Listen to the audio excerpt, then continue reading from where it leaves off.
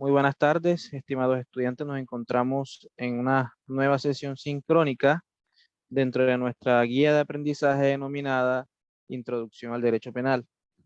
En sesión pasada hemos empezado a abordar lo concerniente a conceptos y generalidades, importancia y diferentes aspectos especiales que podemos empezar a detallar de lo que es la rama del derecho penal. El día de hoy vamos a finiquitar esa primera lección y trataremos de iniciar con la segunda, en donde vamos a hablar de algunos elementos esenciales de esta guía de aprendizaje. Entonces, para efectos de poder continuar con nuestra temática, vamos a compartir las diapositivas que hemos venido desarrollando.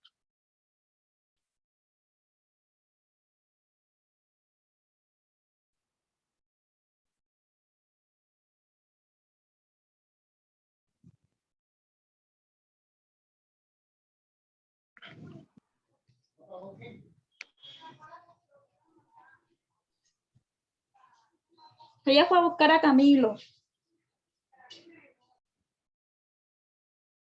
¿Pueden ver las muchachos? Sí, se está viendo bien. Gracias. Muy bien. Creo que nosotros ya habíamos empezado a tocar esta temática.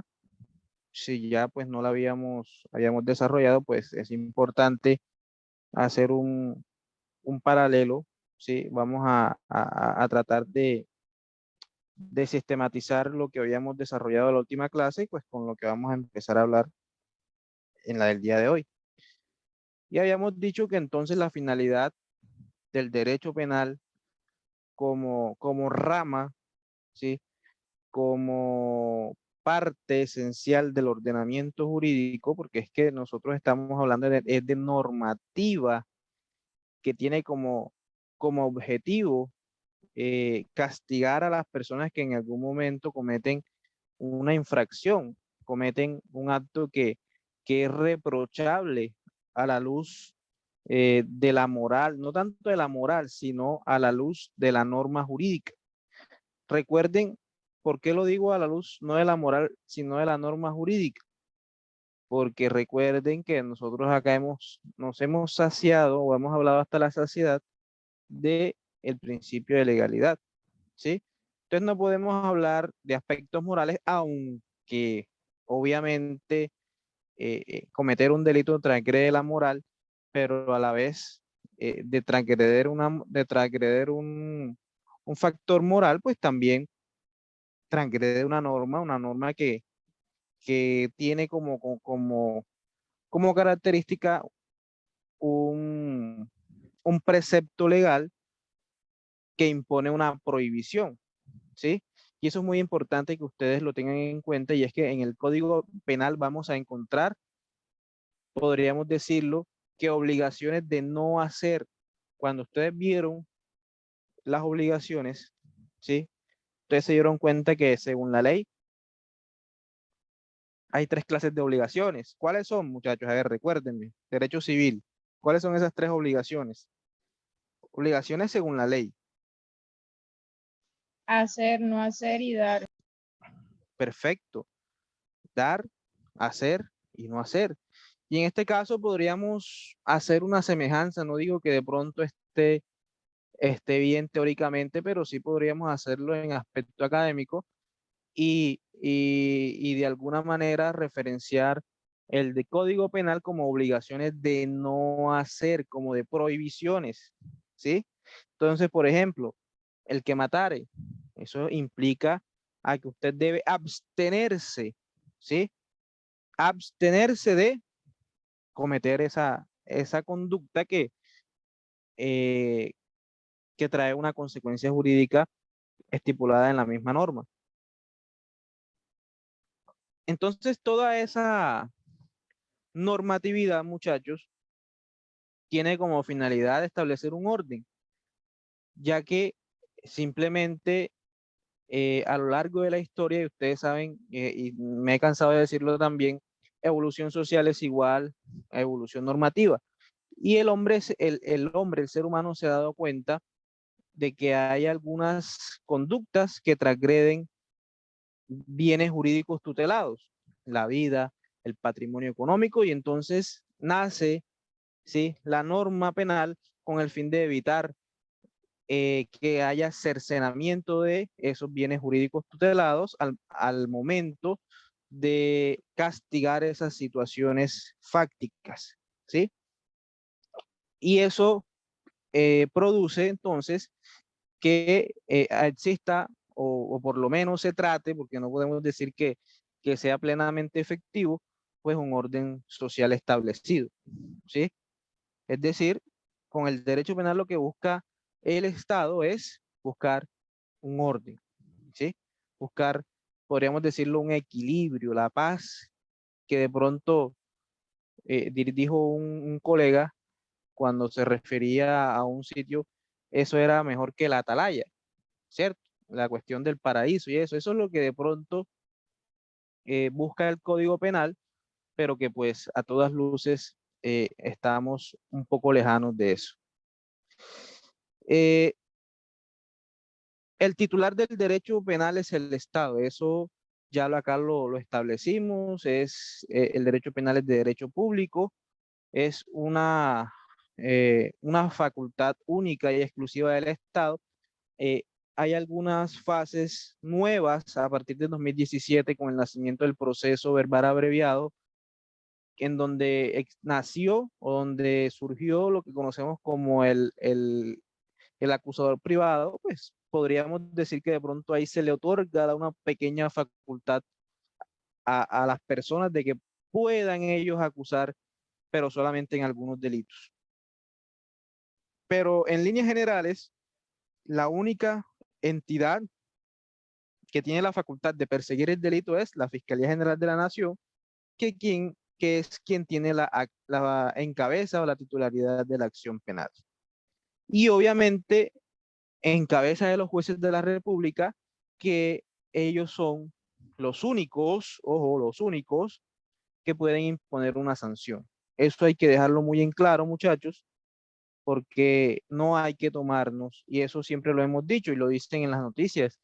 Creo que, creo que es una de las pocas cosas que de pronto pueden prestarle atención a las noticias, porque es verdad, es realidad que no hay que tomarse la justicia por propia cuenta, porque usted podría estar cayendo o infringiendo esa misma norma penal que usted está tratando de castigar, ¿sí? Y obviamente el poder o la facultad que tiene el Estado de castigar el delito, pues no es ilimitado, tiene un límite. Y ese límite es la misma norma jurídica, ¿sí? La norma sustantiva y la norma adjetiva.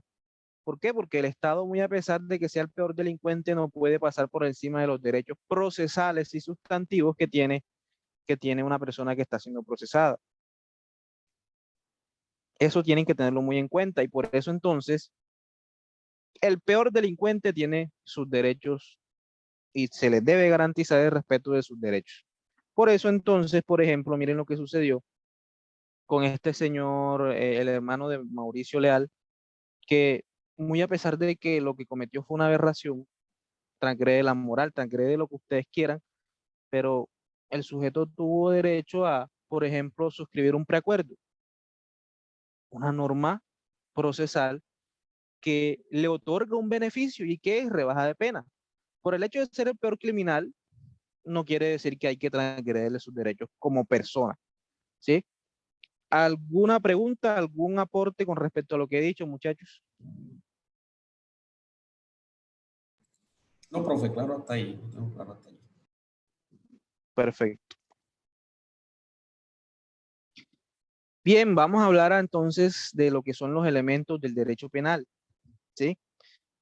Y es claro, muchachos, que estos son los tres elementos más importantes que encontramos dentro del derecho penal o dentro de la normatividad penal, ¿sí? Incluso nosotros podemos empezar a hablar de que la norma jurídica nos habla o desde ya podemos avisorar que existen estos presupuestos dentro de la norma penal, ¿sí? Primero, el delito, ¿sí? Es decir, la acción que se encuentra es plenamente establecida, conceptualizada, regulada en la norma sustantiva penal, y en donde la Fiscalía General de la Nación, muchachos, ojo, en donde la Fiscalía General de la Nación, pues al momento de imputar cargos, al momento de acusar, o en el evento del juicio oral, cuando exponga su teoría del caso, o ya finalice sus alegatos de conclusión, pues simplemente, muchachos, debe haber claridad en la situación fáctica, en que la situación fáctica encuadre en el tipo penal, ¿sí? Lo que realizó el sujeto activo debe encuadrar en la norma jurídica, tal cual. Muy a pesar, muchachos, de que de que existan otros elementos, porque ese elemento se llama tipicidad, ¿sí? Esos son uno de los tres elementos. Estos son los elementos del derecho penal. Hay unos elementos del tipo penal que es diferente, ¿sí? Los elementos del tipo penal son la tipicidad, la antijuridicidad y la culpabilidad de elementos objetivos del tipo, ¿sí?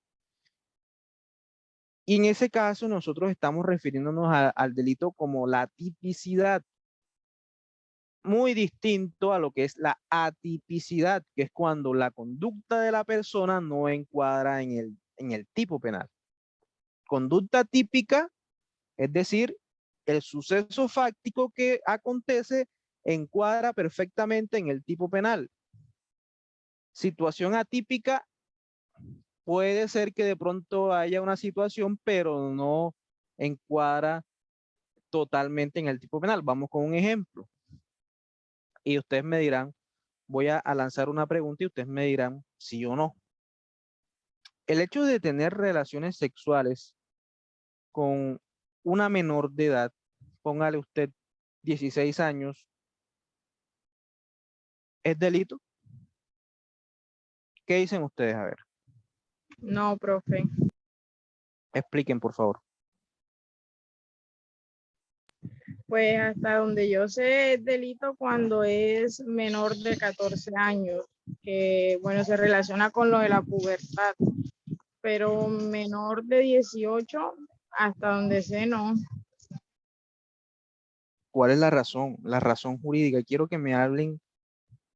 No quiere decir que me van a hablar técnicamente, pero una razón. Ya ustedes están casi terminando el técnico, muchachos. Yo quiero que ustedes me hablen como personas que ya van a terminar. ¿Qué me dice el amigo José Medina? Bueno, profe, la norma nos dice que prohíbe tener acceso carnal o acto sexual con menor de 14 años, porque esa edad aún no está en condiciones de lo que dice la norma, pues, y eso es lo que explican, que aún en esa edad no están en condiciones, todavía están en la pubertad y todavía no están en condiciones como de diferenciar, Muy bien. no tanto lo bueno y lo malo, sino como esa madurez para tener relaciones sexuales.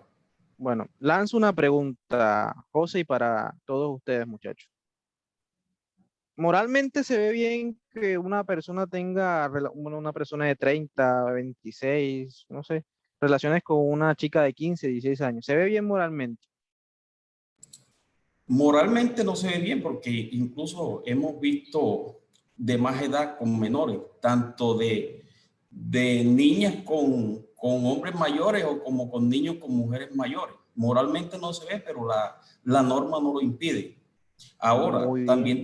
también podemos ver que también de qué manera se trata, porque tenemos el acceso carnal violento, el acceso carnal abusivo, que no solamente puede ser con menor de No, 14 años, en sino este también. caso es consentido. La chica, pues en este caso, la situación factiva que estamos planteando como ejemplo es la novia, ¿sí? Es la novia. Ok, O sea, claro, fue exactamente. consentido.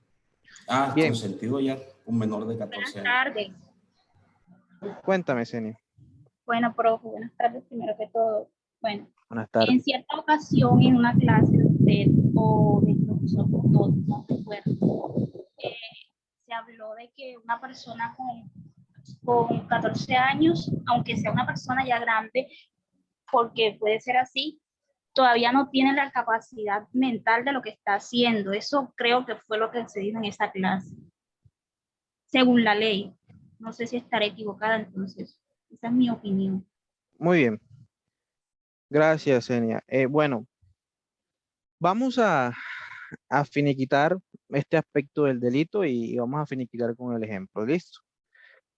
Está claro, muchachos, y esto tiene que ver también con lo que él dice o establece el principio de legalidad, pero más que todo me voy o me estoy adelantando un poco a lo que es la tipicidad, ¿sí?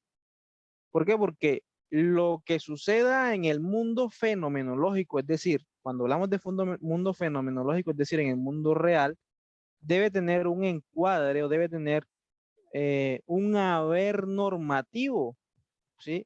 O tiene que tener un soporte legal en donde el fiscal pueda decir, listo, lo que él hizo, ¿sí? Situación fáctica encuadra en el artículo, por ejemplo, 208 del Código Penal.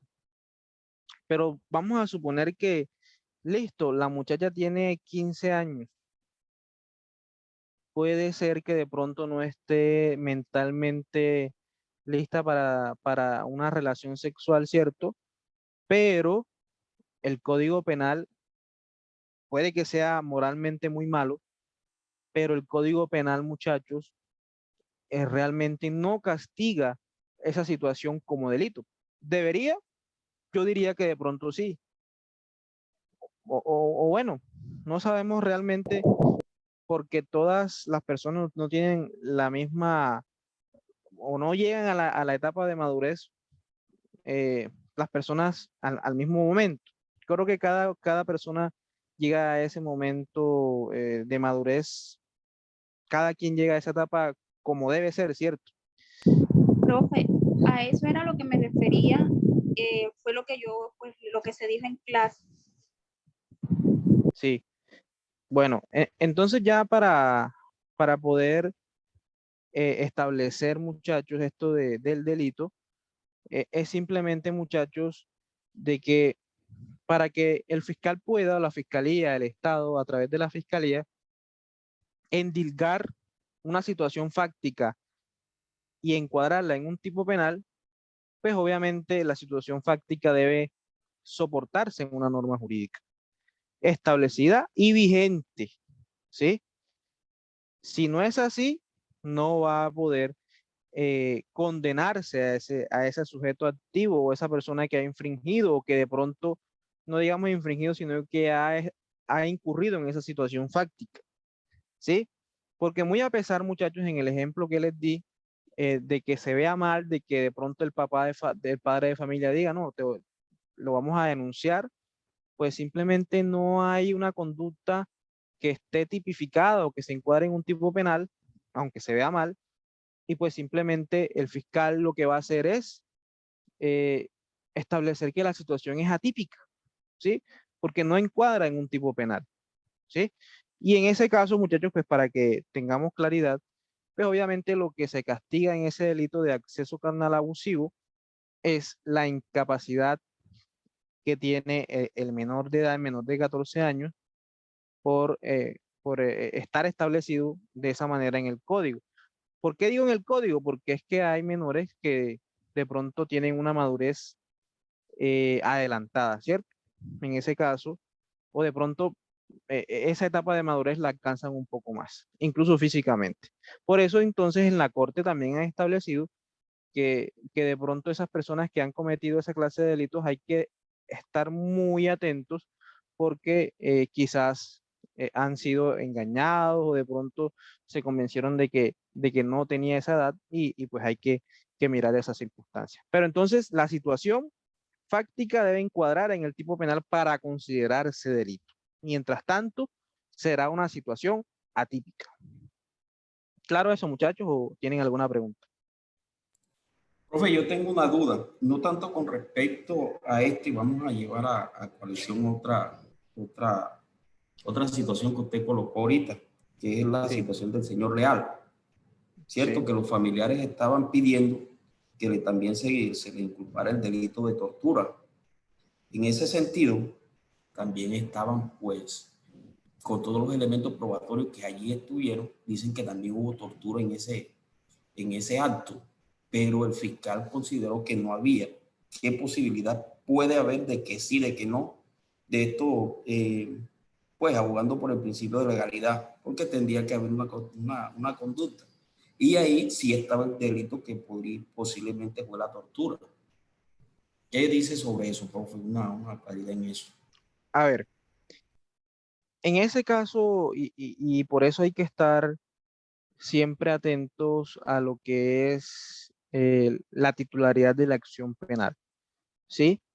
¿Y por qué digo que la titularidad de la acción penal? Porque es que muy a pesar de que todos nosotros podríamos sacar la conclusión de que sí hubo tortura, para mí pues también podría existir la tortura o se le pudo haber imputado el delito de tortura, pues obviamente la única que toma la decisión de qué es lo que se debe imputar, qué es lo que se debe hacer procesalmente es la fiscalía.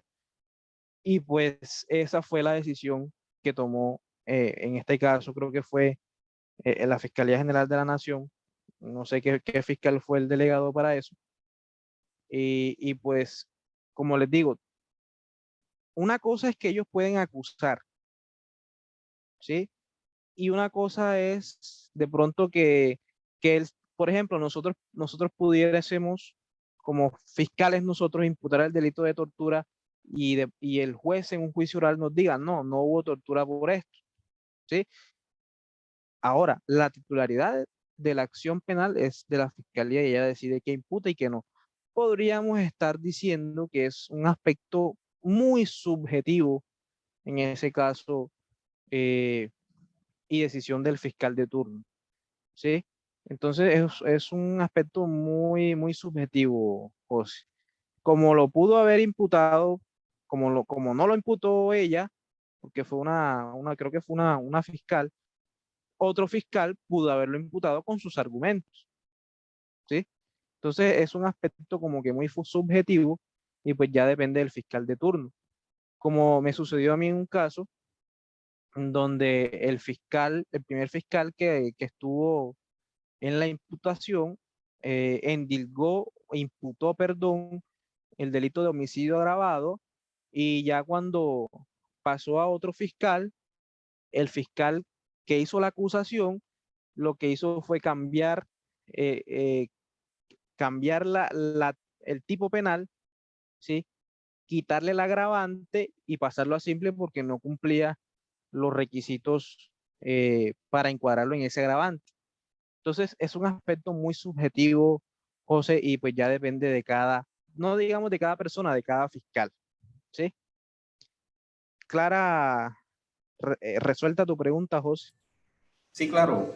Es decir, que de pronto no es que no hayan los materiales probatorios, sino que el fiscal no quiso, sino que se concentró en otros delitos como, por decirlo algo más claro y como Eh, eh, Pienso que esa fue la interpretación que le dio esa fiscalía, ¿sí?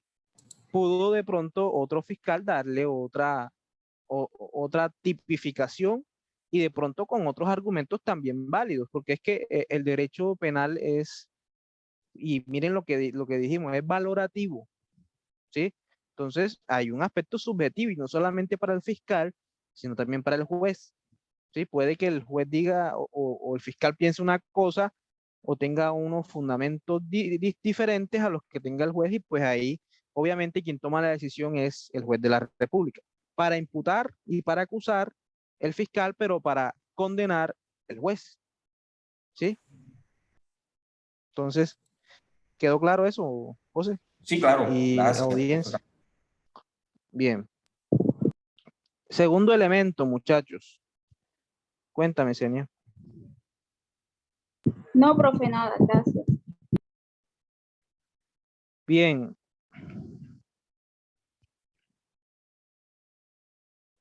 Entonces tenemos el delincuente. Pues obviamente dentro de el marco del derecho penal, muchachos, pues vamos a tener al sujeto activo de la conducta punible. Ojo, podríamos encuadrar o meter dentro de, o tener dentro de estos elementos a la víctima, pero realmente para que suceda el delito, sí, o muchas veces para que suceda el delito, lo más importante pues está en la cabeza y en el actuar del sujeto activo, ¿sí? El sujeto pasivo de la conducta punible simplemente sufre los embates de lo que planea y de lo que ejecuta el sujeto activo. Entonces el delincuente hay que verlo desde dos aspectos, ¿sí?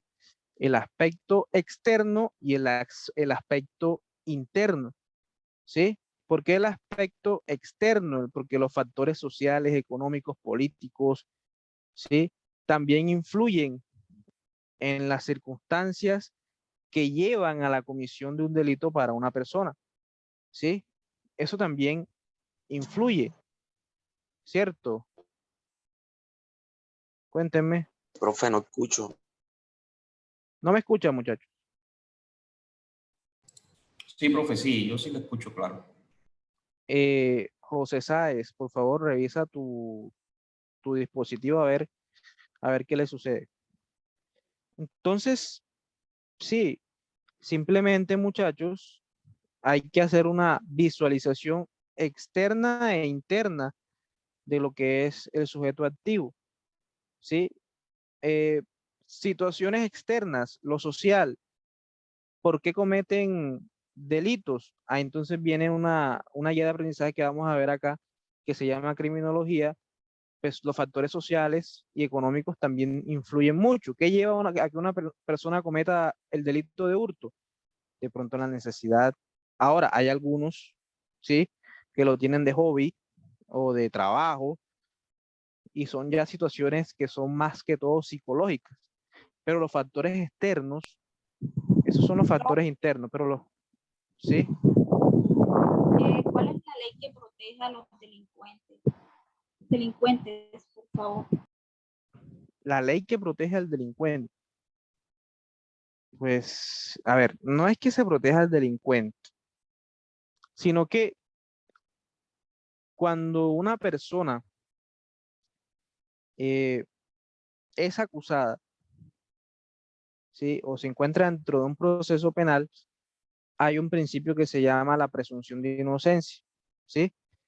Y como hay un como existe ese principio, pues simplemente hay que respetar hasta el final esa condición de inocencia que tiene ese sujeto. Y el Código de Procedimiento Penal, muchachos, trae consigo muchas prerrogativas para el ejercicio de la defensa de un sujeto, ¿sí? No quiere decir que lo proteja, sino que, hombre, así como hay delincuentes en la cárcel, también en la cárcel hay personas inocentes. ¿Y por qué no darle la oportunidad de que demuestre su inocencia? O por lo menos no la demuestre, o que de pronto la fiscalía tenga que demostrar que es culpable. Aunque aquí a veces eso es diferente. Entonces uno tiene que demostrar que es inocente y no la fiscalía que yo soy culpable, ¿sí? Entonces no es que proteja al delincuente, no, sino que pues hay un procedimiento y el Estado no puede saltarse ese procedimiento, ¿sí? Entonces ese delincuente, muchachos, eh, hay que verlo desde ese sentido, ¿sí? ¿Y por qué interno? Porque es que hay muchas veces, y eso va entonces en otro de los elementos esenciales del tipo penal, y es la culpabilidad, tipicidad, antijuridicidad y culpabilidad, ¿sí? Y la culpabilidad refiere a ese juicio de reproche que hay que hacerle a la persona y que en donde se le exigía otro comportamiento, ¿sí? De que él sabía lo que hacía y debía actuar de otra forma. Entonces, si yo soy inimputable o si soy imputable, pues voy a tener una consecuencia jurídica acorde a mi situación psíquica o psicopática, ¿sí? Y el delincuente entonces también debe ser estudiado por la norma penal. Y obviamente, muchachos, la pena también tiene mucha influencia debido a que, pues obviamente, la pena es la forma, es el mecanismo, es la herramienta por medio del cual o de la cual, muchachos, pues obviamente vamos a poder dar un castigo ejemplar y proporcional a la conducta que pues no está bien, que es reprochable, que se encuentra tipificada en el Código Penal, ¿cierto? Y obviamente esa pena debe ser proporcional, debe ser acorde, debe estar dirigida al cumplimiento de los fines de la pena que los vamos a ver en la próxima clase, ¿sí? Entonces, muchachos, a cada tipo penal o en cada tipo penal vamos a encontrar una consecuencia jurídica, es decir, una sanción a esa acción indebida que yo podría llegar a realizar. Pero esa pena, esa consecuencia jurídica, pues obviamente debe darse solamente cuando se demuestre mi culpabilidad, ¿sí? Mi responsabilidad penal. Mientras tanto, seré considerado inocente y pues no habrá lugar a esa imposición de esa pena, ¿sí? ¿Queda claro, muchachos, estos elementos del derecho penal? Sí, profe, queda claro. Muy bien.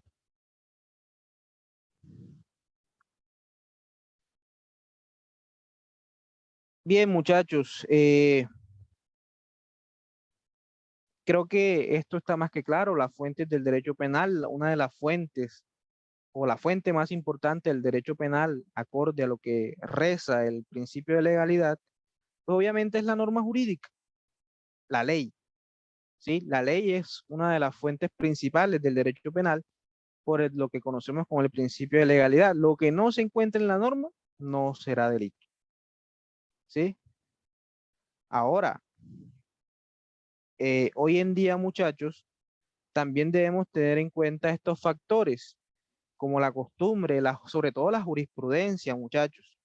La jurisprudencia también es muy tenida en cuenta por los jueces de la República, muchachos. Eso deben tenerlo muy en cuenta, ¿sí? Los principios generales, los tratados internacionales, la doctrina, la costumbre, ¿sí? Las situaciones o los fallos, hablando de la jurisprudencia, muchachos, los fallos de las altas cortes son importantísimos a la hora de la toma de una decisión de un juez de la República.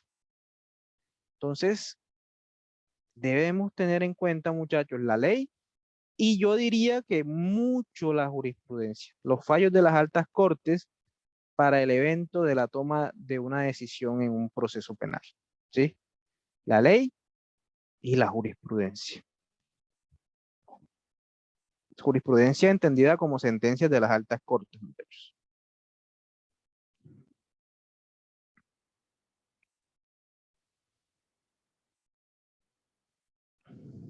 Muy bien.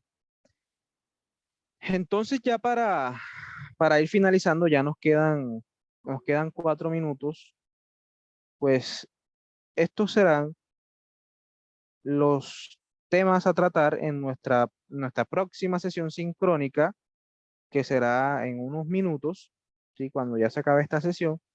Entonces, muchachos, los invito en ese tiempo que voy a estar programando la nueva sesión sincrónica.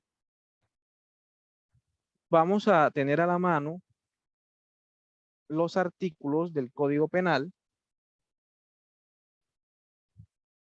a partir del artículo primero. Vamos a tener a la mano el Código Penal a partir del artículo primero para que me acompañen ustedes con la lectura de esos artículos y poder desarrollar esos temas que son las normas rectoras de la ley penal colombiana, muchachos. Entonces, vamos a finalizar aquí, muchachos, y ya les mando el nuevo link. Listo.